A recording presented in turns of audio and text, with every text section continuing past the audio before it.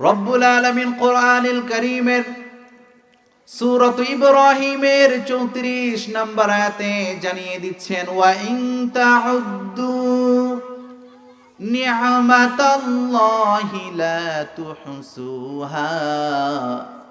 রব্বুল আলামিন জানিয়ে দিচ্ছেন, গোলাম, পৃথিবীর বুকে যতগুলো মানুষ আছে সব মানুষগুলো আমি রব্বুল আলামিনের নিয়ামতের শুকরিয়া আদায় করতে যদি শুরু করে, নিয়ামত যদি গণনা করতে শুরু করে, দিনের পর দিন চলে যাবে, মাসের পর মাস চলে যাবে, বছরের পর বছর চলে যাবে, কিন্তু রব্বুল আলামিনের নিয়ামত গণনা করে কেউ শেষ করতে পারবে না।